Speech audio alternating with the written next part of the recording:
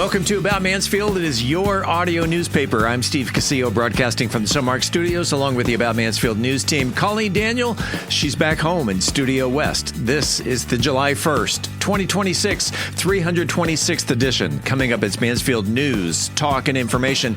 Let's check the stories we're covering this week. Mansfield receives top credit rating. City of Mansfield releases 2025 water quality report. MISD approves budget with employee raises. Mansfield cops invite local residents to cast a line with them. Fire department reminds residents that fireworks are prohibited. It's a busy Independence Day weekend ahead in Mansfield. And in sports, North Texas SC gears up for their home opener. And in the talk segment, Steve concludes his in-studio talk with State Representative-elect Junior Ezeonu. We are Mansfield's only source for news, talk, and information. This is About Mansfield. Hey, it's Luke with Cool Hand Electric and Air. Are your lights flickering? Is your AC struggling to keep up? Well, our solution-oriented Cool Hands are the local experts who fix it right the first time with a smile. Plus, 10% of our profits go to First Look in Waxahachie, so your project helps a family's future. At Cool Hand Electric and Air, excellence is still cool. Cool Hand, Cool Hand, Cool Hand, where excellence is still cool. Looking for a night out that's anything but ordinary? Step into Vault Seafood and Steakhouse, Mansfield's premier upscale dining experience. Savor perfectly aged steaks, fresh seafood, and handcrafted cocktails, all served in a stunning atmosphere. Want more? Enjoy private dining rooms and a cigar lounge for that extra touch of luxury. Vault delivers exceptional flavor in a one-of-a-kind atmosphere. Located at Matlock and Country Club, Vault Seafood and Steakhouse. Unforgettable nights. Unmatched taste. Howdy, y'all. This is Rhett Miller from the Old 97s, and you're listening to About Mansfield. Welcome back to About Mansfield. This portion of the news is brought to you by Vault Seafood and Steakhouse. The City of Mansfield has received the highest possible credit rating from S&P Global Ratings for nearly $14.6 million in new debt. The agency assigned a AAA rating to the city's planned issuance of $12 million in certificates of obligation and $2.6 million in general obligation bonds. S&P also reaffirmed its AAA rating on Mansfield's existing general obligation debt. The ratings agency says the city's financial outlook remains stable, citing strong reserves and positive financial performance. However, it noted that the rating could come under pressure in the future if reserves decline significantly or if debt grows faster than city revenues. A AAA rating can help governments borrow money at lower interest rates, potentially reducing financing costs for taxpayers. The City of Mansfield says its 2025 water quality report shows the city's drinking water continues to meet or exceed all federal and state safety standards. Mansfield purchases its water from the Tarrant Regional Water District, with supplies coming primarily from Cedar Creek and Richland Chamber reservoirs in East Texas and Lake Benbrook in Tarrant County. The report found no violations of drinking water regulations during 2025. Testing detected contaminants such as fluoride, nitrate, and disinfectant byproducts, but all measured levels were below limits established by the Environmental Protection Agency and the Texas Commission on Environmental Quality. The report also notes that lead was not detected in the water, leaving Mansfield's treatment plant, and the city's lead and copper testing results remained well below EPA action levels. Residents can further reduce potential exposure by running cold water briefly before drinking or cooking after water has been sitting in household pipes. City officials reported an estimated water loss of about 1.3% in 2025, well below the statewide reporting threshold. The complete Consumer Confidence Report is available through the Mansfield Water Utilities website at mansfieldwaterquality.com. The Mansfield ISD Board of Trustees has approved the district's budget for the 2026-27 school year. The budget includes a 2% pay raise for all employees. After hearing concerns from staff and community members, the board also approved a larger 5% raise for full-time paraprofessionals who work alongside teachers to support students. The district is also adding 8 professional staff positions and 8 paraprofessional positions to help serve students in special education. To help offset higher health insurance costs, MISD will increase its monthly contribution toward employee medical coverage by $37 for those enrolled in the district's primary health plan. Board President Dr. Jandel Crutchfield said the district believes hiring and keeping quality teachers and staff is the best way to support students. The budget also keeps enough money in reserve to cover about 3 months of operating expenses.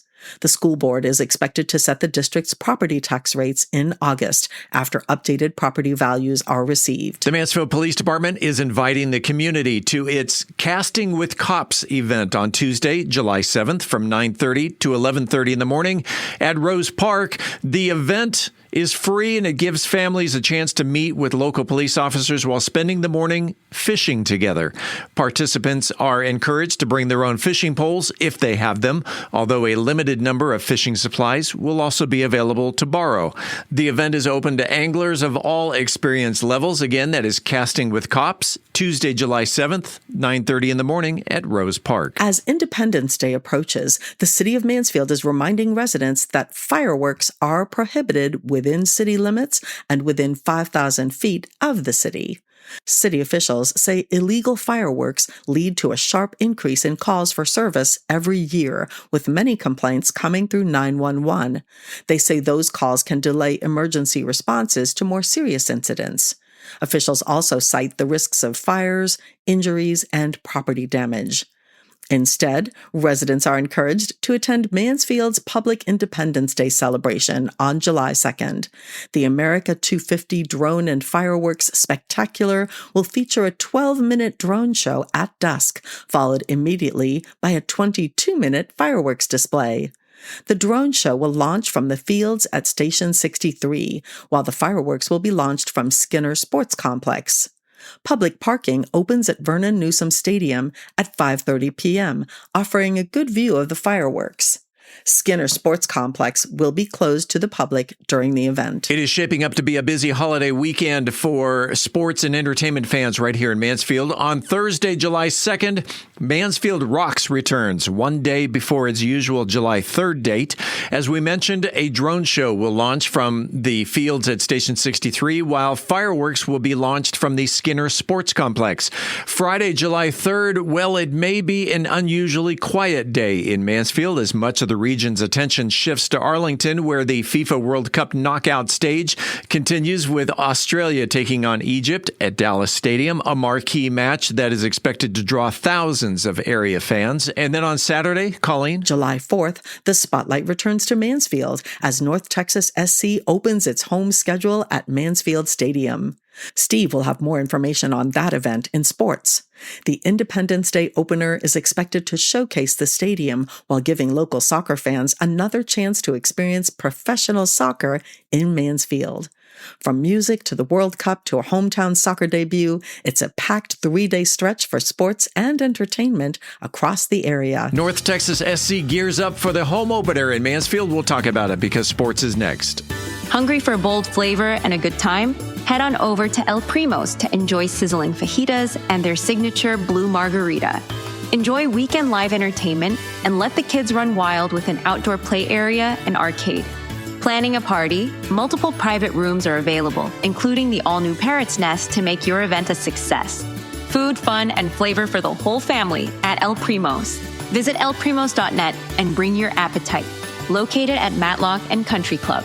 El Primo's, where the locals go. This summer, be the super parent of the season with the Hawaiian Falls Staycation Splash Pass. For just $49.99, get unlimited visits to your home park all summer long. Skip the hassle of travel. It's time for heart-racing slides, relaxing lazy rivers, wave pool adventures, and unforgettable memories right in your own backyard. All of the fun, none of the fuss. Make this the summer they'll never forget with the Staycation Splash Pass from Hawaiian Falls. Get yours now at hfalls.com. That's hfalls.com. In sports, North Texas SC is ready to start the second half of the season after an extended break. The team just played one match during the month of June, so not to get in the way of the World Cup play.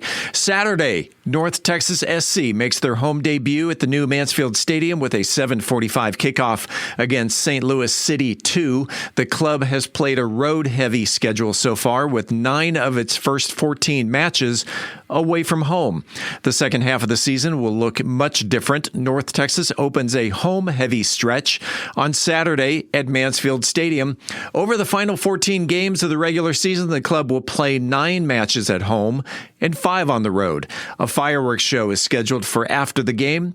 Tickets are available at ntsctix.com. Elsewhere in sports, USA Rugby has announced that the USA Women's Eagles will face Italy on Saturday, October 17th at Mansfield Stadium. The match is part of the World Rugby's WXV Global Series and will be one of several international matches played in the United States this fall. Kickoff is at 5 p.m. again at Mansfield Stadium, bringing elite international women's rugby to North Texas for the first time.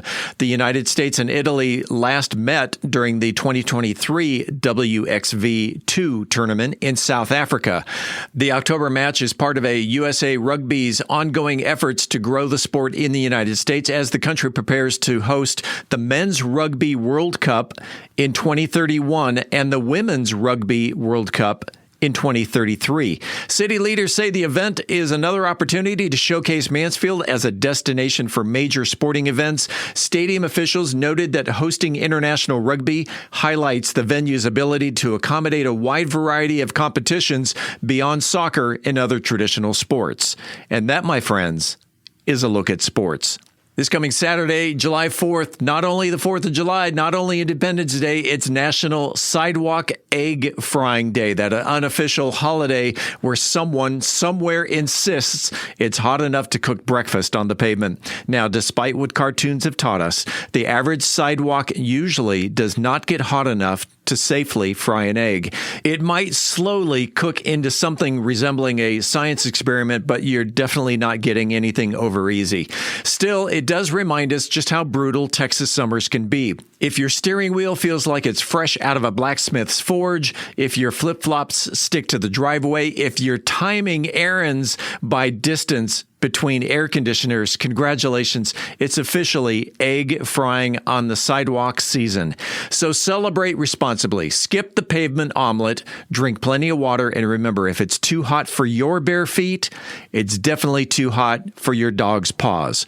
And if you really want eggs for breakfast, your kitchen still works, presumably with a lot less gravel. Coming up after the break, we turn the page to the features section. Tourism manager Tim Roberts joins us with the monthly cultural arts calendar. I'm Angel Biasatti, and today we're talking about something simple, powerful, and often underestimated in Methodist Mansfield News to Know. July 4th is 3 days away. The fireworks are already going off in someone's neighborhood. The grill is preheating. The flags are out. And somewhere in America, someone is about to make a very good decision involving bourbon and root beer. We are Mansfield's only source for news, talk, and information. I'm Colleen Daniel, and this is About Mansfield. This portion of the news was brought to you by Primo's Mansfield, where the locals go. Hey, it's Luke with Cool Hand Electric and Air. Are your lights flickering? Is your AC struggling to keep up? Well, our solution-oriented cool hands are the local experts who fix it right the first time with a smile. Plus, 10% of our profits go to First Look and Waxahachie, so your project helps a family's future. At Cool Hand Electric and Air, excellence is still cool. Cool hand, cool hand, cool hand, where excellence is still cool. At Methodist Mansfield Medical Center, we've been caring for our home team for over 15 years. Today, you'll find award-winning physicians on the medical staff, advanced neurosurgery, a level 3 trauma center, critical care for newborns, and comprehensive orthopedic care. Methodist Mansfield, delivering the care our friends, neighbors, and home team depend on. That's community, and why so many people trust Methodist. Congratulations to Kathy Escobedo, who was the first person to correctly answer last week's Mansfield trivia question. Who received a 50-year franchise from the City Council in 1917 to establish the city's first electric plant? Kathy knew that it was Milton M. Farr who also opened the Farr Best Theater that same year.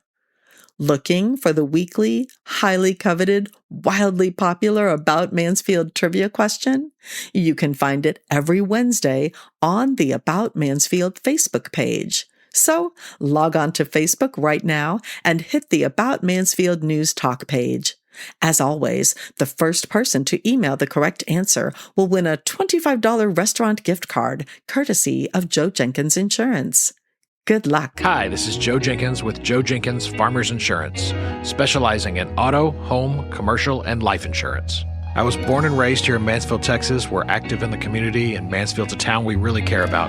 Our office has over 30 years' experience in the insurance industry, and we're passionate about what we do and about customer service.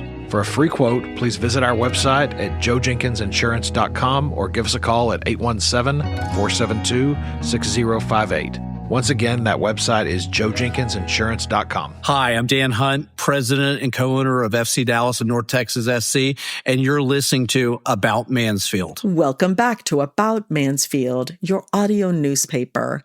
Let's open up the features section. It is the first episode of the month, and that means we bring in the tourism manager for the city of Mansfield, Tim Roberts, to talk about the cultural arts calendar. First of all, Tim, welcome back to About Mansfield. Great to be back. Great to be talking about July, middle of the summer. Here we go. Are all your teams winning? You know, Team USA is doing good so far. I think they play tonight, actually. This goes out on July 1st to see if they can take on Bosnia.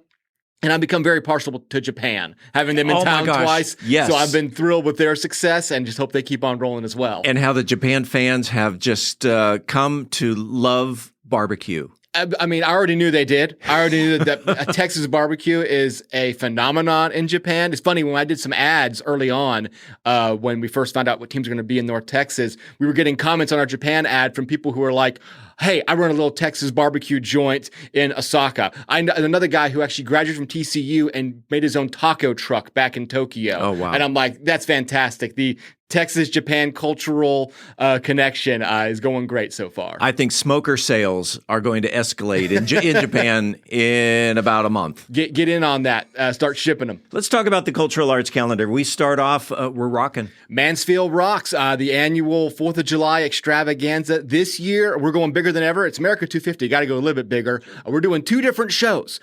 Shortly after dusk, a little bit after 9 p.m., 9:15, 9:20. It's never exact because we got to wait for everything to be perfect. We'll be launching a drone show from the fields at Station 63. This is the old Big League Dreams for those of you who aren't familiar with the new name. They will be having a watch party over there themselves. Fields at Station 63 will be hosting their own event. You can get tickets on their website. And then right after that drone show goes back down to the ground, we'll launch the fireworks spectacular from the Skinner Sports Complex. Now, the Skinner Sports Complex will be closed to the public, but we will have the parking lots at Vernon Newsom Stadium, which is just like 150 yards away, right across from that for the front row seat for those fireworks. So 2 fantastic shows, one night. You can get all the information that you need on that at mansfieldrocks.com, July 2nd, shortly after 9 p.m. July 2nd. Now, what if someone misses the July 2nd fireworks? You know, if you happen to be busy that night, if you can't be somewhere, well, 2 days later, our friends at North Texas SC are going to be launching more than just some fireworks, launching a soccer team here in Mansfield with their debut game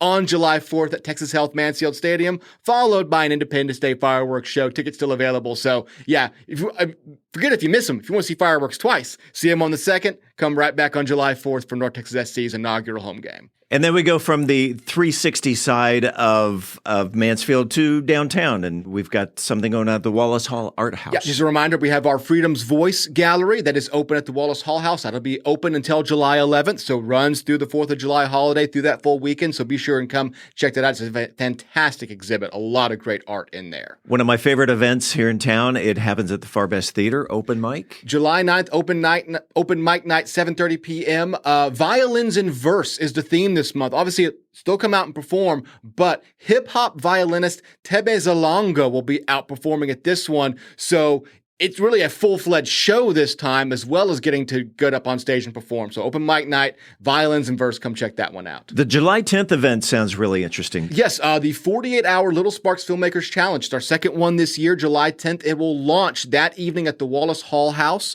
So if you are a filmmaker or you just want to get into something crazy, you get a theme, you get some instructions, and you have 48 hours to shoot a short film somewhere here in the vicinity. write it, shoot it, edit it, and get it back with 48 hours later from the launch. So I know that signups are still open for that. So any aspiring filmmakers out there, this is a great way to challenge yourself and have a lot of fun. And then we're talking Magic. Magic at the Far Best Theater on July 18th. July 18th, 7 p.m. Will Baffle returns to the Far Best Theater for his Show of Wonders, bringing the show back for the summer. My Friends at the Fleetwood Project. Catch Me If You Can, the musical. And yes, that is based on the classic. Can we call it a classic Leonardo DiCaprio movie? Is it old enough to be a classic now? I guess it is, because we have a musical version. Fraudulent identities, scams, and all sorts of fun. The musical version runs at the Far Best July 24th through August 2nd. Things get a little spooky downtown then. You know, it's not quite Halloween season yet, but our friends at Wandering Soul Paranormal are hosting back-to-back ghost hunts at the Wallace Hall Art House July 24th and 25th. Those run from about 8:30 to midnight. If you're into the creepy, if you're into finding that kind of stuff, she knows where to find it. And they have had some crazy stuff happen in that house over the last few months. So I recommend that one, whether you're a believer or not. You got a fun evening ahead of you. Earlier, July 10th, you talked about the Filmmakers Challenge, and then July 26th. They show the films. All the films that got made will show at the Little Film Festival at 2 p.m. at the Far Best Theater, the Little Sparks Film 48-hour film screenings. So obviously, if you participated, that's your chance to come out, watch your film, and accept rewards if you won them. But also, if you're just around the area and you want to see a bunch of weird and wacky films made on very little sleep and a lot of caffeine, come out and check these out from a lot of really aspiring filmmakers in the area. That's always a fun one to just digest. Let's wrap this up with August 2nd. We'll peek into August real fast. The Artist Showcase Gallery will open at the Wallace Hall House on August 2nd. Again, we'll have the last exhibit end on July 11th for Freedom's Voice, and then it comes right back with a new one on August 2nd. So mark that in your bookmarks as we start moving towards August, and I hate to say it, back to school season. But hey, we're getting right through the summer right now, and we're having a blast here in Mansfield. I know there are a lot of budding artists in town, and what if they wanted to take a class or two? Every day at the Wallace Hall Art House, and you can find that information at MansfieldArtHouse.com. Check that out for, everything from watercolor to metal sculpting.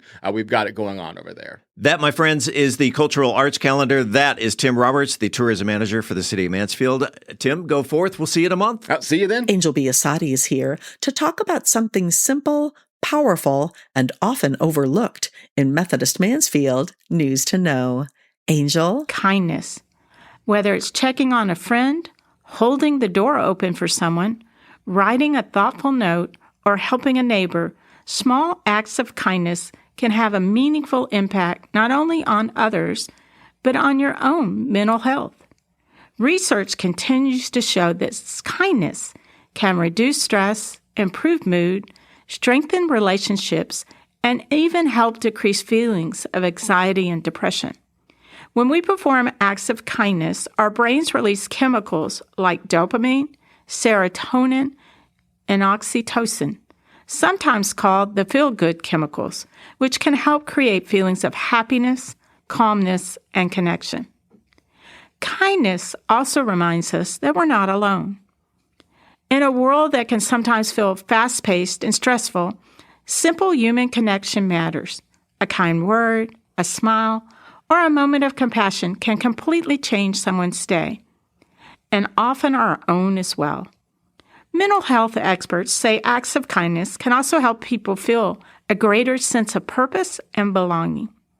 Even small gestures can build stronger communities and improve emotional well-being over time. And kindness doesn't have to be complicated or expensive.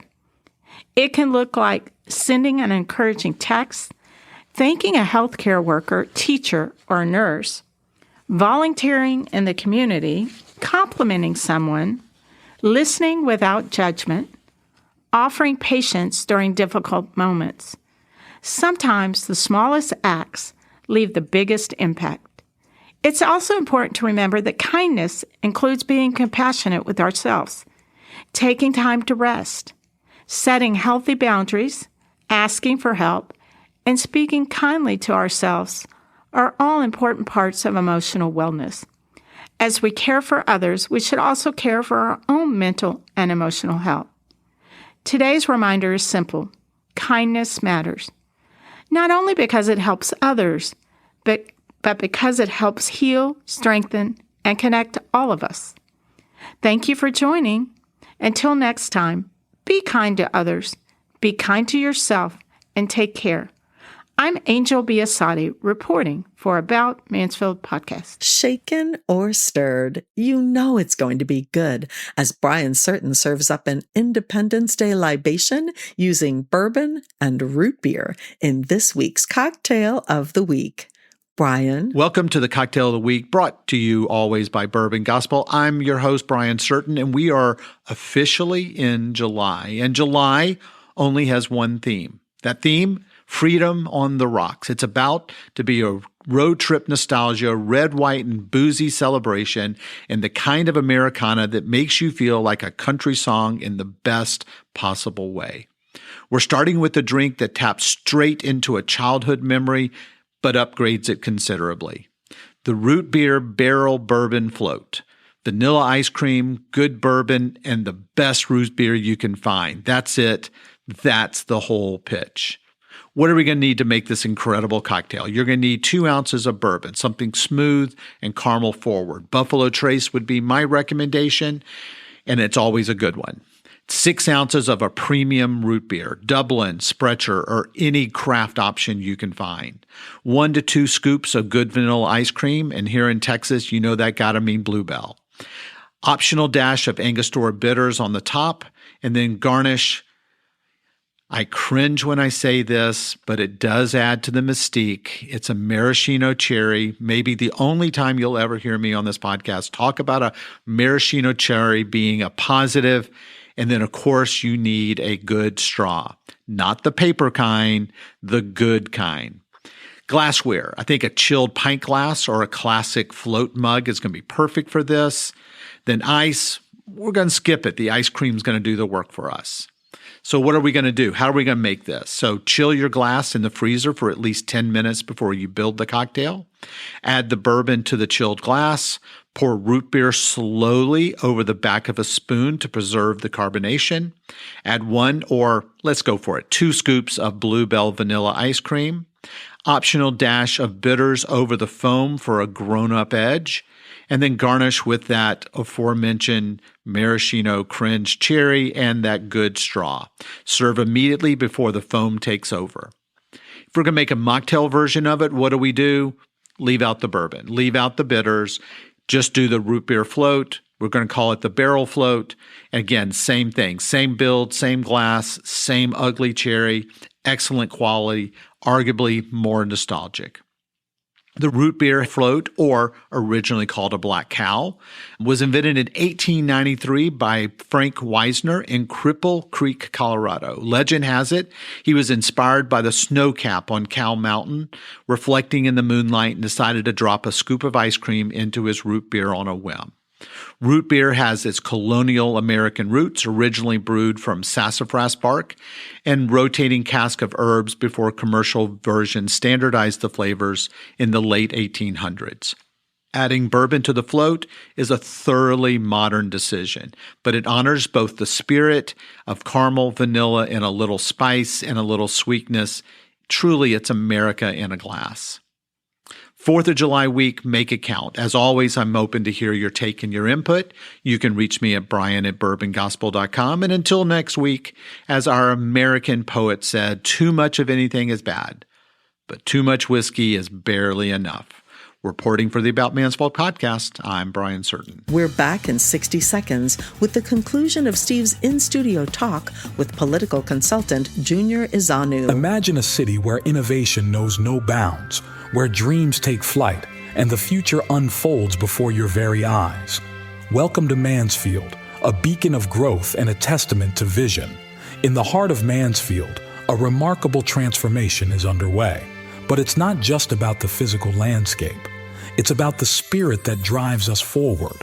A spirit of collaboration that bridges cultures, a spirit of entrepreneurship that fuels prosperity, and a spirit of community that binds us as one. Mansfield is more than just a place. It's a canvas where diversity paints the picture of progress. From art festivals that ignite creativity to tech hubs that redefine boundaries, this city celebrates every voice, every passion. Mansfield, where growth knows no limits and the vision is limitless. Brought to you by the unstoppable spirit of the Mansfield Economic Development Corporation. Hi, this is Eric Nadel, the voice of the Rangers, and you're listening to About Mansfield. Welcome back to another segment of About Mansfield. I'm Steve Casillo as we make the transition from news to talk. And this week, we conclude our conversation with political consultant and State Representative-elect Junior Ezeonu. Enjoy. At 22 years old, I know it was a grassroots campaign. How did you get the word out that you were running? Canvas, man. We knocked on a lot of doors. We raised only like $15,000 before the runoff, then another $5,000 during the runoff. So PACs weren't throwing $40,000, $50,000 at you. They were throwing it against me. Against you. Like in every race that I ever had, They always throw them against me. But yeah, it was difficult because the incumbent was well-funded, well-liked, supported by a lot of different groups and individuals. But we knew what it took. We had to knock on the doors, talk to people face-to-face.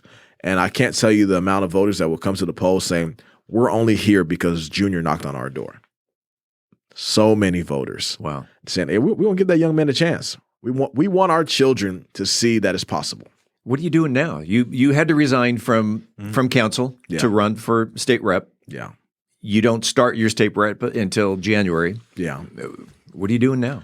So regarding my job in government, I still am having a lot of meetings. So many meetings with all the different entities, advocacy organizations, lobbyists, other elected officials, meeting with leaders here in Mansfield, leaders in Arlington and Grand Prairie, because I will be representing those three cities in the state ledge.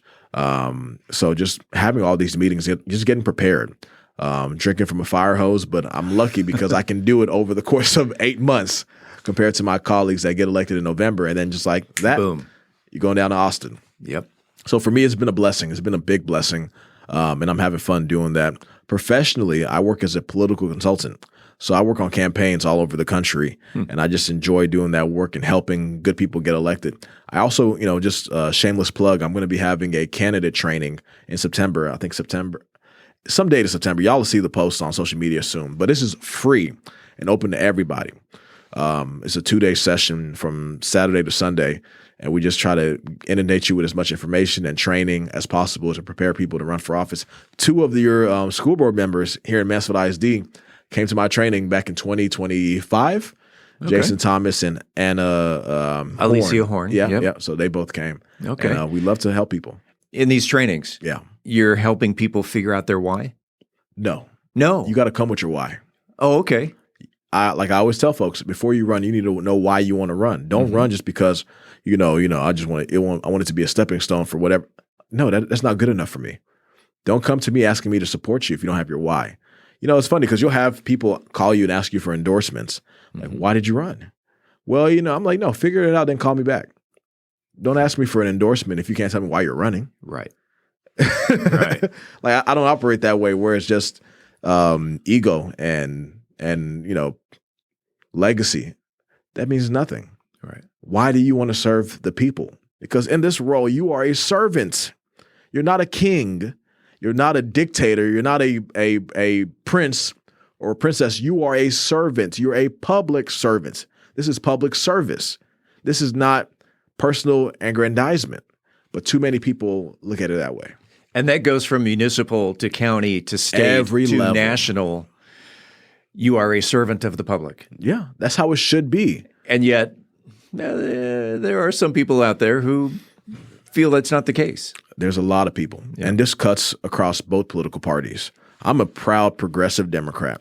But there are people in the Democratic Party that, have the wrong perspective, just like there is a president in the Republican Party and a lot of leaders in the Republican Party that had that wrong perspective. But we need to be the ones that change it. There's someone out there who wants to know the definition of a progressive Democrat.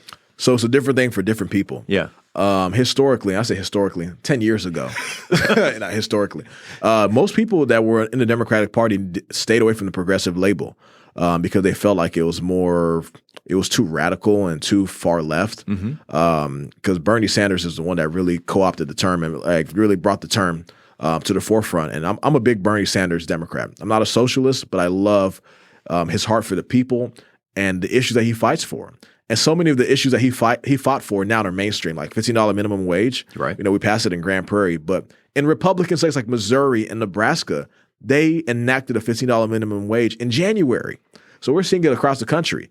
Universal health care, policy that people thought were not possible. So many things, student loan forgiveness, a lot of different things. But a progressive Democrat, how it used to be and how I think it should be, someone that advocates for the working class, advocates for the small guy, the little guy, making sure that people have a living wage, can afford their rent, can afford their mortgages, have health care that's accessible and free for everyone, regardless if you can afford it or not. There should be tiers, of course, like, if you can pay more, you get even premium and additional add-ons, but everyone should have a floor. There should be a floor to health care. And that's what a progressive Democrat is for me. Now, we're seeing it being used by all the different Democratic Party officials because it's a popular term now. And some people that are really what I would call corporatist. Yeah. They may be socially liberal on some issues, but they do whatever the corporations tell them to do. Fiscally conservative, socially liberal. I won't even use that word fiscally conservative. Okay. You can be fiscally conservative and still take care of people. Sure. But you just want to make sure that the dollars and the cents add up.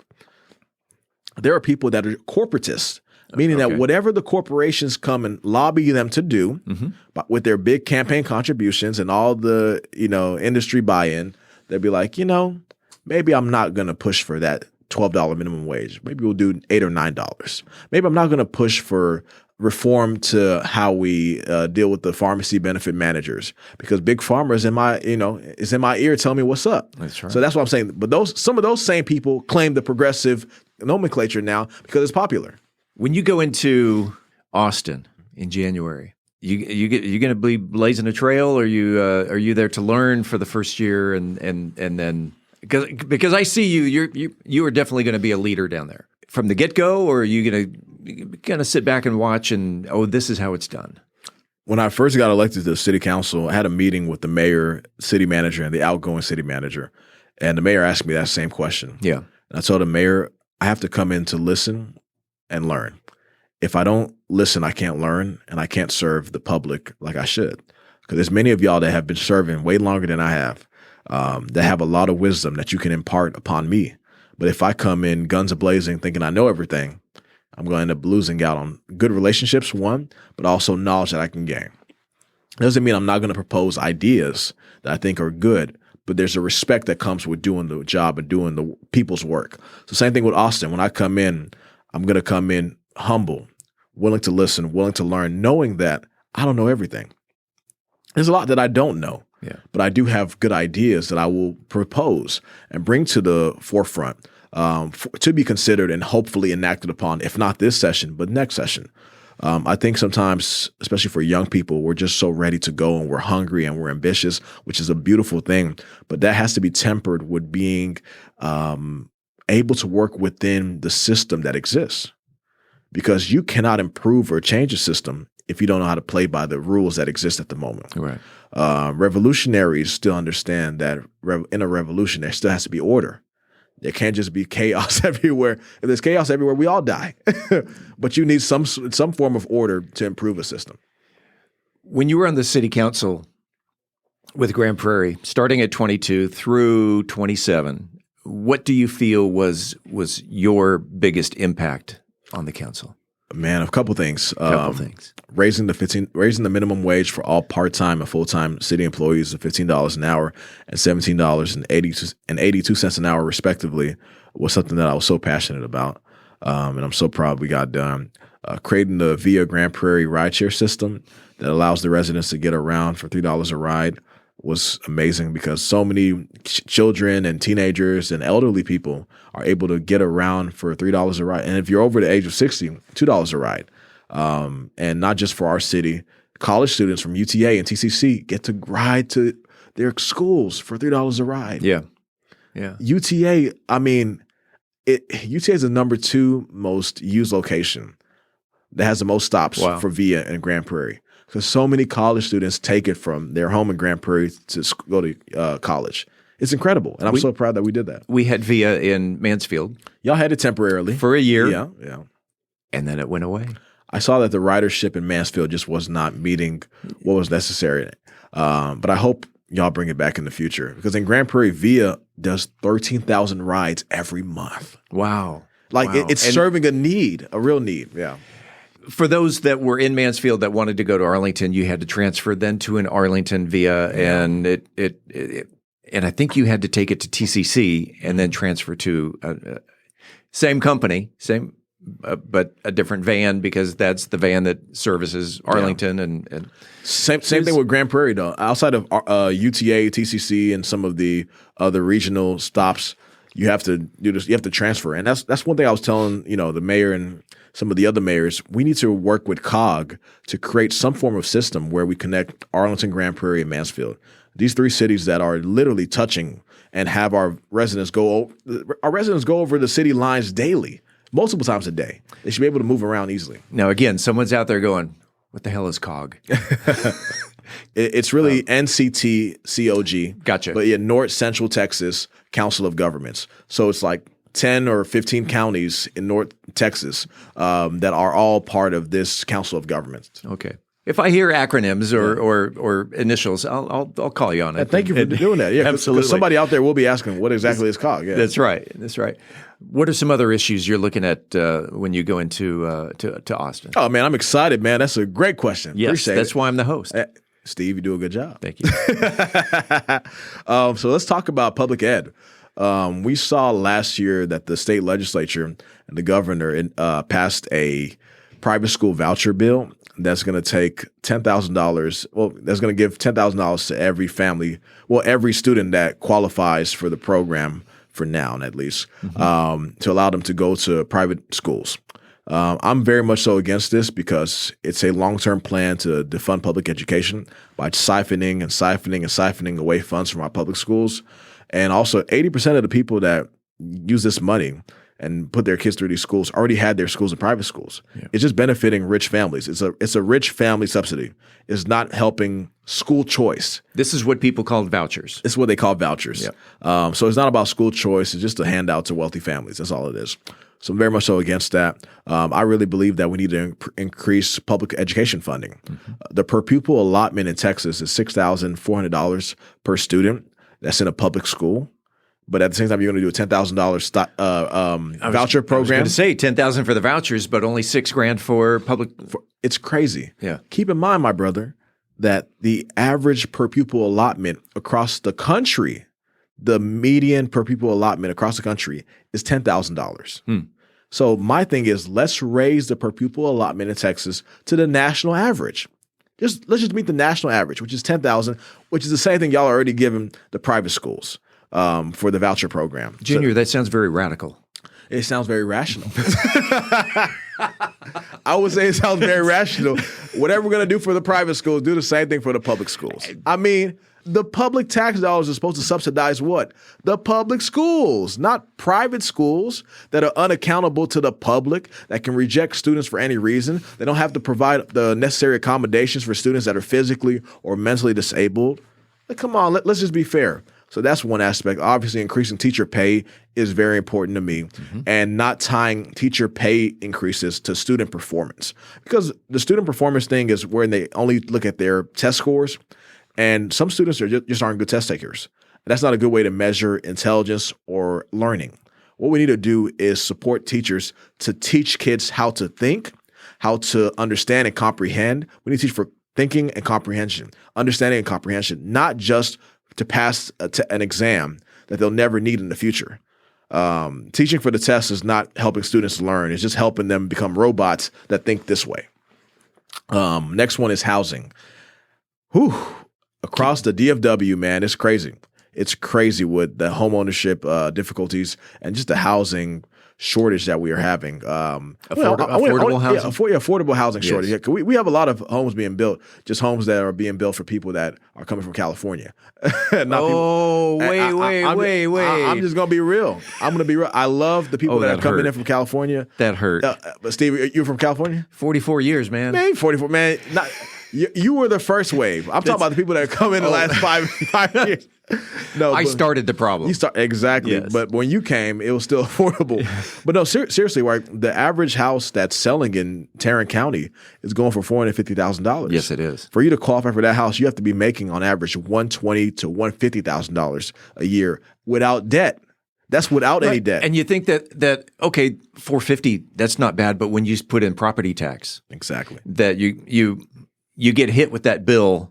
What, every April, I think it is. Here comes that blue sheet. Yeah, you go, oh my gosh, it's crazy. I didn't account for that $7,000. That's why some people just funnel it into their monthly mortgage cost through the escrow. Right.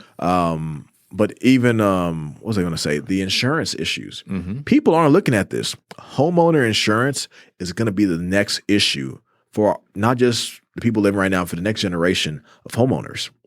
Because in Texas, insurance costs have went up 60% since 2022. In many different states, it's just jacking up, going up because of climate change and just the higher risk for natural disasters that affect people's homes. Yep. And there's more and more claims being disputed by insurance companies. They're not willing to go and fix your roof or fix this or fix that. They're like, well, we're not going to be liable for all this. But I'm like, why am I paying this monthly premium then? Exactly. So insurance is a big issue when it comes to housing and homeownership. But in Tarrant County, 2022, 52% of all the homes that were sold went to private equity firms and large corporations, which what they do is they turn these homes either into rental properties or they try to flip them, right? Pricing out regular working families, middle-class families. I want to go back to the point I just made about the $450,000 cost for a single-family home. Do it. Do you know what the median income is in North Texas? No. For like a family? No. It's like $75,000. The annual median income in North Texas for a family is $75,000. Unless you live in Collin County where it's like $110,000. Right. But you're taking right. I'm talking about more Tarrant, Dallas County, like this general area that we live in. The highest, the lowest. Exactly. The median income is $75,000 for a family. For a family. How are people that are making $75,000 to $80,000 a year going to afford a $450,000 home? Right. These folks are bringing home, after tax, maybe $5,000 a month. A $450,000 mortgage is looking at least $3,000 to $4,000 a month, depending on your interest rate. If I recall, you should make 4 times your mortgage rate, your monthly mortgage rate. You should make 4 times to live comfortably. But in this day and age, when they're doing the thing, your mortgage should not be more than like 35 to 40% of your gross pay, not even your take home pay. So to qualify for a $450,000 house, you need to be making like $130,000 to $150,000 a year. Right. You need to be in that to be comfortable. You can stretch and be making $110,000, but you're stretching. So now, what about the families that are making $75,000, $80,000 a year? Where are they living? They're going to be renters, but they're not even going to be renters in your cities anymore because Dallas is really expensive. Arlington, Grand Prairie, Mansfield. Have you seen some of these apartments? Yes, I have. People are paying $1,900 for a 1-bedroom apartment, 700 square foot apartment in Mansfield.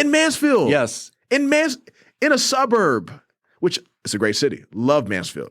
But you're not living in Dallas or Fort Worth or any big city. You're living in a suburb, paying almost $2,000 just for a 1-bedroom apartment. Preach. It's insane. Yeah. We have to fix this. Affordable housing. So you've got healthcare, you've got public education, and teacher raises, and affordable housing. That's a good agenda. But let's talk about one that people don't ever talk about. Okay. But I think we're going to find some bipartisan support on this. Consumer protection. Such as? There's a big problem that we're seeing nationwide with corporations buying up people's data, selling their data, and then using their data to charge them more for different goods, different services. I'll give you an example. It's called surveillance pricing. A corporation can check your Google searches to know how likely you are to be interested in flying somewhere soon. Maybe you looked up hotels in Cancun or destinations in Spain. And next time you go and Google DFW to Barcelona, DFW to Los Cabos, your price will be different than his price. Your price will be different than her price because you've shown an interest in going somewhere soon. That's why whenever they're doing the whole cookies nonsense, Right. can we track your cookies? Right. I always hit no because they're tracking your data. I always hit deny as Yeah, well. yeah. Funny you should mention flights from DFW to Barcelona because that's what I was checking yesterday. Really? Exactly. I went Yes. there. I went there last year. I loved it. It was amazing. I love Barcelona. Love Barcelona. We'll be there in October, Nice. and I can't wait. I keep hearing the term dynamic pricing, and especially when it comes to event tickets, that whether it's World Cup or concerts or what have you, that even like an Uber. Yeah. Uber has dynamic pricing, that it's going to be more expensive because Billy Bob's is letting out at 10 o'clock at night, and it's going to be more. Dynamic pricing is more based on demand, although it still needs to be more regulated. We need to better regulate it, but it's still more based on demand. Surveillance pricing is based on your data. Okay. They're charging you more because they know that you're more likely to go to Barcelona because you've shown an interest. I mean, it should not exist, which is why I'm going to introduce a piece of legislation to regulate and ban surveillance pricing, number one. But also for the rideshare companies, I'm going to introduce a piece of legislation to require rideshare companies to disclose, to itemize the bill. Let us know how much you're paying the driver. I found out drivers only getting paid like 1/3 of the Uber fare. Yeah, it's not or much. 1/4. They don't get paid much. The rideshare, the driver's pay, how much you're being charged by the city and the state government for fees. How much is Uber and Lyft taking from us? Hotels do it. Hotels give you a complete rundown of what your bill was. Why shouldn't you get it from the rideshares? Why shouldn't you? And I think we'll find some bipartisan support on this, and it'll be really important for transparency. Just for transparency. Because look, once we have the transparency, we know what's happening. They'll be forced to reform their systems and pay their drivers more. Once people find out they're only paying their drivers 25% of the Uber fare, it changes our whole perspectives. And this came to me because I was coming back home from DC after a work trip, and the driver was telling me, he was like, "Guess how much I get off this fare?" I was like, "You get like what, 50%, right?" He was like, 50%. I was like, "Yeah, that's what I heard. Y'all get 50%. He said, "Dude, I get 25%. Wow. And he showed me how much he was getting. I said, 25%? You're driving me a 45-minute drive from the airport to my house. So a $60 or $70 fare, you're going to get 25%, what, $20, $23, depending on what I tip you. If I tip you, because I have a choice to tip you or not to tip you. Right. And then you have to drive from my house to somewhere else to go pick up the next guy or next lady. How much is your gas? How much is your maintenance for your car?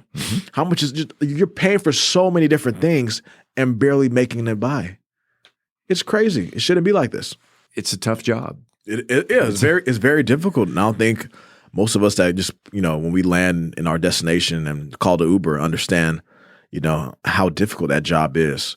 Taxi drivers historically have had difficult jobs, and Uber drivers are having them as well, because at least with taxi drivers, it felt more interpersonal. Yeah. Where, you're literally calling them, you're at the airport, hey, flagging them down. Trying to flag them down, and then you're paying them directly with cash money instead of just, on an app. It was different. And now I don't think the Uber drivers even get the respect that the taxi drivers got a little bit more when it was more interpersonal. Now there's more parasocial, we just hop in the car and then we go wherever we're going. Let's go back to your time on the Grand Prairie City Council again. The strangest constituent request. The strangest constituent request. So this wasn't a request, but it was a suggestion. I've had constituents that really like me. Sure. They think I'm a great council member. And they try to get me to date their daughters. Is Junior single? Yeah, okay. That's the one. So it's not so much a request. It's a suggestion. Like, I have a daughter. you seem like a great young man. You should date her. I'm like, thank you so much. But, I'm really focused on what I'm doing right now. They're like, no, I'm going to show you a picture of my daughter. I'm like, oh, your daughter's very beautiful. Mm-hmm. But I'm trying to stay focused on doing the job that I need to do right now. So that's come up quite a few times. I'll never forget one day. There was a lady that, like, she saw me at an event. And she said, we need to speak. I was like, yeah. So I gave her my card. I said, yeah, give me a call whenever, shoot me an email. She's like, no, I need to talk to you today. So she calls me later that evening when I made it back home, and she said, I have a daughter, and you need to meet this lady. I'm like, the way that they're trying to marry me off, it's amazing, but it shows that I'm doing something right. But outside of that, I can't remember anything that is like super strange, other than I had a stalker for some time. Oh, wow. That was a constituent. Yeah. This is a crazy story that I've never really told publicly like this, but why not? She came to one of my town halls. We had a great town hall meeting. Wonderful town hall meeting. After the town hall, she came up, shook my hand and told me how proud she was of me, and she had met my parents and loves the work that I'm doing. I was like, thank you so much. So I gave her my business card, and because she told me she has a daughter that wants to get into politics one day, high school person that's also on the mayor's teen council. And I was like, oh, yeah, cool. She's like, yeah, I would love for you to, give her advice or mentor her. I was like, dude, I'd be happy to. From there, it just went off the rails. Like this lady went and found my personal phone number, found my home address, was stalking me. It was scary. I had to get the police department involved because she wanted to marry me. And I found out later from some small business owners that live here in the Mansfield area that she was going to different businesses trying to talk to them to see who could connect her with me, because she said she was going to marry the councilman. Wow. I didn't even know who this lady was. Wow. I had never went on a date with this lady. I had never met this lady, but she was plotting and planning what she was going to do. So that's why I say, in politics, it's interesting. You have to be very careful, because you can be well-intentioned and just try to help people out, and they'll be stalking you. The price of being a public figure. Yeah. And I was going to say the price of being a celebrity, but of being a public servant. Yes, exactly. There you go. All right, it's late. It's late at night. The Grand Prairie City Council is just releasing, and what's your go-to fast food? Chick-fil-A. But if it's super late, and it's past 10 o'clock, Whataburger. I'm gonna go to Whataburger. Yeah, you are a Texan, aren't you? Dude, I love Whataburger. I'm gonna go to Whataburger, get the sweet and spicy bacon burger, or that honey barbecue chicken strip sandwich. Ooh. Okay. I might have to get that honey barbecue chicken strip sandwich tonight. But those are my two favorite burgers from Whataburger. Yeah. Something people assume about politicians that's completely wrong. Let's see. That's completely wrong. That we all get paid. Yeah. That's something that people just assumed, and I don't blame them, but they assumed that we were getting paid to be city council members. And I would tell them in Texas, for most of these suburban cities, we're not getting paid. In Grand Prairie, we got a $500 reimbursement stipend every month, but that was it. Yeah. In Arlington, I think they get like $200 a month. Mansfield raised it to I think like $1,000 or something like that. Yeah, but it's still you're not paying bills on that. That's more or less for travel and for you to drive to your council meetings and to pay for your gas and stuff like that. If a movie were made about your life, who would play Junior Ezeonu? Ooh, who would play? That's a good question. I'd play myself. Yeah. It'd be me. Yeah. It would be me. I can't think of any actor right now that would play me well. A young Will Smith? When I was a kid, people told my parents that I looked like Will Smith when I was a baby, like 3 or 4 years old. Oh, okay. Yeah, so maybe a young Will Smith. I could see that. Okay. A young Will Smith may do, yeah. A song comes on the radio. You immediately turn it up. A song. I'm a big Davido fan. He's an Afrobeats musician. And the song that I've been playing by him for the last year and a half that I love is called Can't Feel My Face. CFMF. Can't Feel My Face. I love that song. Okay. Look it up. You got visitors coming to you live in Grand Prairie? Yes, sir. Okay. You got visitors coming to Grand Prairie. Whether it's Grand Prairie, Arlington, Mansfield, what are you taking them to see? Let's start off with Grand Prairie. Yeah. If they're coming to visit me, I'm gonna start off with Grand Prairie. I'll take them to Epic Central in the evening so they can see the water show with the projection and everything, with all the music playing. Eat some food over there. From there, or within the next day, we're gonna go to Arlington. We'll go and just walk around downtown Arlington where the Cowboy Stadium is. AT&T Stadium. Well, Dallas Stadium. Yes. Rangers Ballpark, hang out over there. Texas Live. Texas Live is rocking no matter when you go. Yeah. Imagine being there last night to watch that game. Oh my gosh. That would have been insane. Oh my goodness. From there, we'll come down to Mansfield and just look at all the growth that's happened in Mansfield. Mansfield Stadium. Talk about Mansfield Stadium, which is going to be popping very soon. Or just go down Broad and just go and eat. Like Broad is so incredible. The growth that's come to Broad in the last 5 years. Broad Street has everything. Take them to HEB because Mansfield has the only HEB in the southern DFW. Actually, I've done that a few times. I have friends that are visiting, hanging out with me. Yeah. We'll go to HEB and just a grocery shop because HEB has everything. It's the best grocery store you've ever been to, HEB. As we begin to wrap up this interview, is there anything that you thought I was going to ask that I didn't ask, and what would the answer to that question be? Yeah, actually, about I guess the race with Chris Turner. We know we didn't discuss it too much. Yeah. Hey, by the way, congratulations, you beat Chris Turner. No, but see, when you're having such a great conversation and you're talking about so many different things, not everything's gonna be covered. I mean, the conversation is flowing, but it was a difficult race. And I was outspent, 11-1. He spent over $1.1 million. I spent $100,000. Wow. But what I want to tell the listeners or anyone that's listening is that no matter the challenge, be prepared, be prayerful, and believe in progress. You can get it. And that's what I did in my race. I knew it was going to be difficult, but I was prepared. I strategized. I knew what I needed to do. I prayed to God. And I knew that progress was going to come whether I won this race or didn't win it. Because even if I don't win, I'll find something else to do in the future and I'll be fine. But my goal is this, also to always inspire that next generation of leaders, whether they're my age, older than me, or younger than me. That's why I do those candidate trainings. I want people that never could envision themselves being in politics, dreaming of what that would look like and going for it. Because we need a new generation of leaders. We really do. And I'm glad to be part of it. District 101, that encompasses obviously Grand Prairie, a very small eastern part of Mansfield. What other areas does 101? So 101 is actually predominantly Arlington. So Arlington makes up about 60% of 101. South Arlington going from Cooper all the way east. North of 20 has the Park Mall area, the Highlands. UTA also is gerrymandered into District 101. Huh. It's crazy. And then it swoops down and gets a small sliver of East Arlington that's north of 20. But it's 60% Arlington. The part of Grand Prairie that's in it's on the Tarrant County side, south of I-20. And then the small sliver of Mansfield.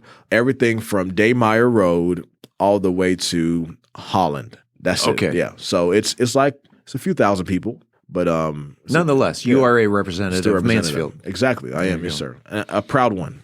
Junior, and usually I mention this at the very beginning, but let's do it at the very end. Obviously, you were not born Junior. Yes, sir. But if I recall, your name is Steve. I am. Steve, interviewing Steve. Yes, sir. Steve Ezeonu Jr. We look forward to seeing you in Austin, beginning in January. Yes, sir. Go forth and hold the other people's feet to the fire. Gosh, it's been an hour and 1 minute. Wow. It's been like 20 minutes. It's just gone so fast. Appreciate your time, and thanks for being on About Mansfield. Steve, thank you for all that you do. It's a pleasure, and we're going to keep doing this, man. Coming up next week on About Mansfield, we do know that the military population here in Mansfield is growing, and it is popular. So we have a very special guest who is going to be taking over the spotlight. You'll just have to tune in to find out who it is. In the meantime, this is the place where you will hear the latest Mansfield news, talk, and information. Don't forget to like, follow, subscribe, share, engage, connect, amplify, elevate, celebrate, embrace, explore, share, love, or support this podcast if you haven't already. So you never miss an episode. It's free and it's easy. Enter your email address on our website, aboutmansfield.com. It's right there on the homepage. We will never, ever send you any spam.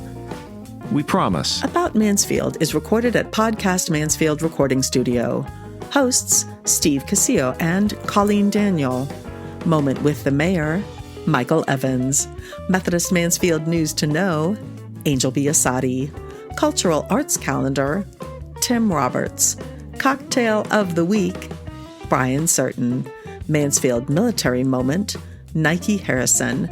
Post-production editing, mixing, and mastering, Steve Casillo and Andrew Miner. This podcast is copyrighted by Podcast Mansfield Recording Studio and is intended for the private use of our audience. Any other use of this podcast without prior written consent is strictly prohibited. We are the official local media partner of North Texas Soccer Club. On behalf of the entire news team, I'm Steve Casillo, and this is About Mansfield.